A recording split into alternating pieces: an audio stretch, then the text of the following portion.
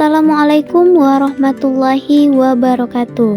Perkenalkan, kami dari kelompok 1 pada mata kuliah Psikologi Agama yang diampu oleh Dr. Fisma Wenji MAG akan membahas tentang sejarah perkembangan psikologi agama. Sebelum itu, perkenalkan anggota kelompok kami. Ada Rahimatul Hafizah, Rapida Pulungan, dan Nurani Nasution. Dalam membahas sejarah perkembangan psikologi agama, hal pertama yang dibahas adalah perilaku manusia berkeyakinan dalam berbagai kitab suci. Pertama, di dalam Al-Quran. Di dalam Al-Quran dijelaskan dalam Quran Surah Al-Anfal ayat 2, bahwasanya dalam Quran Surah Al-Anfal ayat 2 ini menjelaskan kepada kita bagaimana gambaran proses mental dan perilaku manusia yang berkeyakinan, di mana dalam ayat ini dijelaskan bahwa betapa pentingnya iman yang tulus dan ketakutan yang dirasakan ketika nama Allah Subhanahu wa Ta'ala disebutkan dalam Al-Quran. Selain itu, ayat ini juga menyoroti kita untuk segera bertawakal kepada Allah Subhanahu wa Ta'ala. Kitab suci yang kedua adalah Alkitab, di mana dia menjelaskan tentang refleksi seseorang yang mencari kegembiraan dan kepuasan dalam hidup, namun akhirnya menyadari bahwa semua itu sia-sia. Hal ini menekankan kepada kita bahwasanya dalam kehidupan ini bukan hanya tentang kesenangan duniawi. Hal ini menjelaskan betapa pentingnya mencari makna hidup yang sejati dan bijaksana dalam menjalani kehidupan sehari-hari. Sementara itu, dalam kitab Bhagavad Gita, kitab suci agama Hindu ini menjelaskan bahwasanya ada 4 jenis orang yang menyembah Tuhannya dengan baik. Yang pertama, mereka yang sengsara. Maksud dari mereka yang sengsara di sini adalah orang-orang yang dalam kesulitan ataupun dalam penderitaan tetap memuja dan mengabdi kepada Tuannya. Yang kedua, mereka yang mencari pengetahuan. Arti dari mencari pengetahuan di sini ialah orang-orang yang haus akan pengetahuan spiritual dan terus berusaha untuk memahami kebenaran yang lebih mendalam. Dan yang ketiga ialah mereka yang mencari kekayaan. Orang yang mencari kekayaan materi tetapi tetap menjaga keyakinan dan mengabdi kepadanya. Dan yang keempat adalah orang yang bijaksana. Artinya orang-orang yang bijaksana yang memahami kebenaran sejati dan hidup sesuai dengan ajaran spiritual. Dalam kitab suci agama Konghucu sendiri dijelaskan bagaimana sifat bijaksana seorang raja, yaitu suka bertanya, meneliti, dan mengatur rakyat dengan bijaksana. Hal ini menekankan kepada kita betapa pentingnya kepemimpinan yang bijaksana, transparan, dan berpihak kepada kebaikan rakyatnya. Dalam kitab suci agama Buddha sendiri dijelaskan betapa pentingnya untuk menghapus konsep kesucian, kebijaksanaan, cinta kasih, dan kebajikan agar rakyat mendapat kembali pada perilaku bakti dan saling mencintai. Hal ini menjelaskan kepada kita betapa pentingnya kesederhanaan, pengendalian diri, dan kembali pada sifat yang jujur dan bermartabat. Dari berbagai kitab suci yang telah kita bahas tadi, hal ini menjelaskan bahwa dalam berbagai kitab suci mengandung ajaran moral, etika, dan petunjuk hidup yang mendalam. Masing-masing agama menekankan nilai cinta, kebijaksanaan, kesederhanaan, dan bakti kepada Tuhan dan sesama.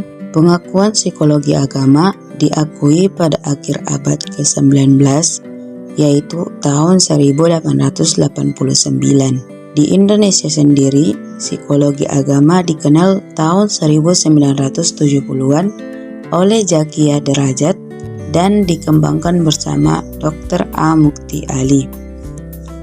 Fletcher dan Taylor mengungkapkan hasil penelitian secara ilmiah tentang agama, bahwa mereka menemukan banyak persamaan peribadatan dalam banyak agama, seperti pengorbanan karena dosa warisan, keingkaran, hari kebangkitan, dan sebagainya. Tahun 1899 terbit buku tentang agama, yaitu The Psychology of Religion, karangan E. D. Starbuck The Varieties of Religious Express tahun 1903, karya William James. The Spiritual Life oleh George Albert Soy. Perkembangan psikologi agama di Timur mengalami pasang surut. Terdapat 4 tahapan dari perkembangan psikologi agama di Timur. Yang pertama adalah fase klasik, dimulai dari abad ke-8 hingga ke-12. Filsafat Islam awal, pada periode ini pemikiran filsafat Islam banyak dipengaruhi oleh filsafat Yunani. Tokoh-tokoh seperti Al-Kindi, Al-Farabi, dan Ibnu Sina mengintegrasikan filsafat dengan teologi Islam, mengeksplorasi konsep-konsep seperti jiwa atau nafs dan intelektual. Sufisme, perkembangan spiritual dan mistisisme dalam Islam berkembang pesat dengan tokoh-tokoh seperti Al-Ghazali dan Jalaluddin Rumi.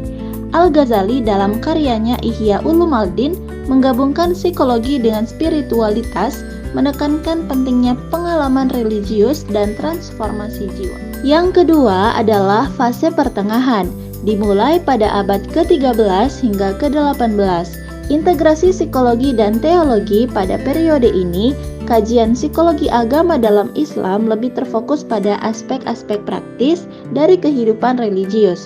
Pemikiran tokoh seperti Ibnu Taimiyah dan Ibnu Qayyim al-Jauziyah menekankan pentingnya pemurnian jiwa dan moralitas dalam praktik keagamaan sehari-hari. Yang ketiga adalah fase modern, dimulai dari abad ke-19 hingga awal abad ke-20. Reformasi Islam, pemikir seperti Muhammad Abduh dan Jamal al-Din al-Afghani berusaha mengintegrasikan ilmu pengetahuan modern dengan ajaran Islam, termasuk dalam bidang psikologi. Mereka mengadvokasi pentingnya pendidikan dan reformasi sosial sebagai bagian dari perkembangan spiritual. Psikologi modern dalam dunia Islam pada awal abad ke-20, psikologi sebagai disiplin ilmu mulai diperkenalkan di universitas-universitas dunia Islam. Studi-studi ini mencoba memahami aspek-aspek psikologis dari pengalaman religius dengan pendekatan ilmiah. Dan yang terakhir adalah fase kontemporer, dimulai dari akhir abad ke-20 hingga sampai sekarang ini. Integrasi multidisipliner psikologi agama kontemporer di dunia Islam seringkali merupakan hasil integrasi antara tradisi Islam dengan teori-teori psikologi Barat. Tokoh-tokoh seperti Malik Badri mengkritik psikologi Barat yang sekuler dan mengadvokasi psikologi Islam yang lebih komprehensif dan sesuai dengan nilai-nilai Islami. Penelitian empiris mengenai psikologi agama semakin berkembang, termasuk studi tentang kesehatan mental, coping religius, dan dinamika identitas religius dalam konteks modern. Ada upaya yang berkembang untuk mengembangkan pendekatan psikoterapi yang sesuai dengan nilai-nilai Islam. Ini termasuk penggunaan teks-teks religius dan praktik spiritual dalam proses terapi.